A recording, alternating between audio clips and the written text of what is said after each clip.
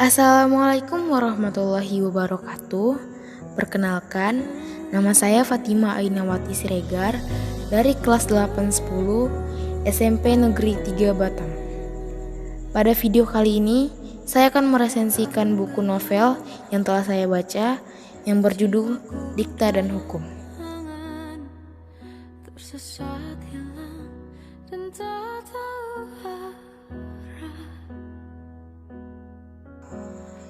Dian Farah Afifah atau yang sering dipanggil Ara adalah anak keempat dari 4 bersaudara. Lahir pada tahun 2000 di Curug Bengkulu. Saat ini ia menetap di Bogor dan sedang menempuh pendidikan di salah satu Universitas Negeri Bandung dengan program studi hukum keluarga. Sangat berminat di bidang olahraga dan menulis. Dalam menyalurkan hobi menulis, Ara banyak mempublikasikan cerita buatannya di media sosial Twitter dalam bentuk AU atau Alternate Universe. Hingga saat ini Ara sudah berhasil menamatkan 5 cerita di akun Twitternya dan akan terus bertambah seiring waktu.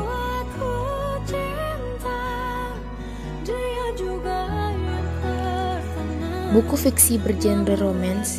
Buku ini ditulis berdasarkan imajinasi dari sang penulis, yaitu Dian Farah.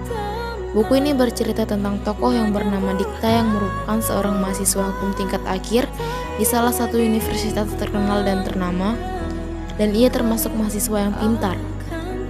Dikta digambarkan sebagai sosok yang sempurna dan idaman para wanita, yakni penyayang, pintar, baik, dan berparas ganteng pula. Selain tokoh Dikta, terdapat juga tokoh Nadira. Dia adalah seorang anak SMA kelas 12 yang memiliki paras yang cantik tapi sangat pemalas dan suka mengeluh. Terkenal banyak mau dan sedikit keras kepala. Sangat berbanding kebalik dengan sosok Dikta yang sangat serius dan memiliki sifat disiplin. Sosok sempurna Dikta ini ternyata sudah dijodohkan dengan gadis SMA itu, yang tak lain teman bermainnya saat kecil. Sampai akhirnya mereka harus terjebak dalam perjodohan orang tua mereka. Hubungan keduanya semakin rumit dikarenakan Nadira sedang memiliki kekasih hati. Begitu pula Dikta yang menganggap Nadira seorang adik dan teman masa kecil saja. Baik Dikta maupun Nadira sama sekali tidak memiliki perasaan spesial satu sama lain. Itulah sebabnya mereka berdua menolak untuk dijodohkan. Lalu mereka terpaksa terjebak di dalam hubungan tersebut untuk menjaga perasaan orang tua mereka.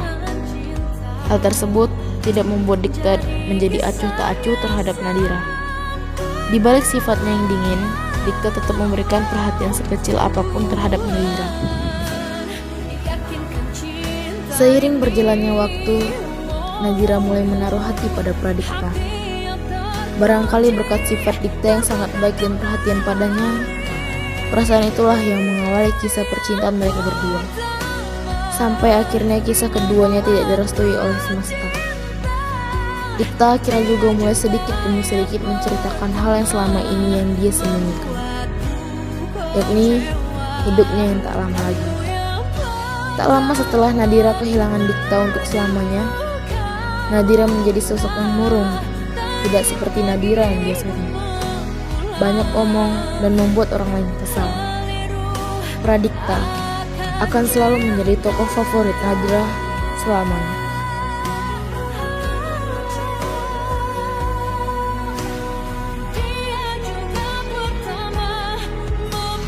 Kelebihan novel Dikta dan Hukum.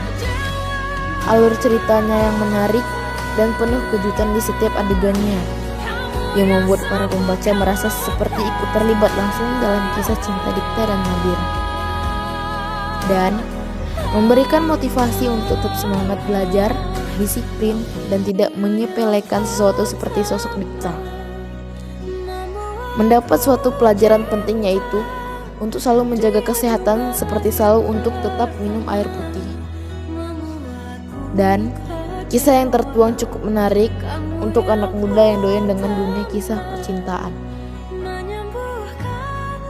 Meskipun novel ini bergenre romance, namun dalam kisahnya banyak tema-tema lain yang tidak kalah kuat seperti persahabatan dan keluarga. Banyak konflik dalam tema itu juga semakin menguras pembinaan emosi sehingga pembaca tidak dimulakan dengan kisah-kisah cinta yang manis. Novel ini juga ditutup dengan pilihan adegan yang tepat, yakni kebijaksanaan dalam mengakhiri sesuatu yang sudah terjadi.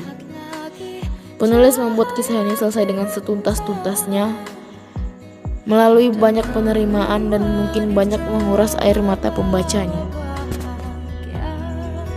Kekurangan dari novel Dikta dan Hukum. Ada dua tokoh dalam novel ini yang bernama Jeno dan Johnny.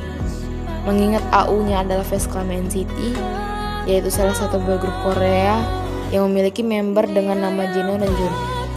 Seperti dalam buku novel Dikta dan Hukum. Seharusnya, penulis merubah nama mereka tidak menggunakan nama asli mereka. Apalagi AU Dikta dan Hukum sudah diterbitkan menjadi novel.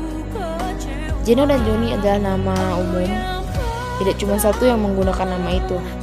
Tetapi, dari sebelum Dikta dan Hukum diterbitkan menjadi novel, autor atau penulis mempresentasikan nama cast Jeno ini tertuju kepada Jeno NCT, bukan Jeno lain, begitu pula dengan Johnny. Ini yang menyebabkan novel Dikta dan Hukum dapat terkena hukum hak cipta, apalagi Jeno dan Johnny adalah artis internasional. Ini termasuk ilegal, apalagi bila perusahaan mereka SM Entertainment mengetahui penggunaan artis mereka dengan seenaknya untuk sebuah karya novel yang hanya menguntungkan satu pihak saja. Mungkin Dikta dan Hukum akan dikenakan sanksi dan itu dapat disayangkan, mengingat cerita dari novel ini yang sangat bagus. Semoga kedepannya penulis berhati-hati lagi dalam menggunakan nama untuk tokoh di karya-karya berikutnya.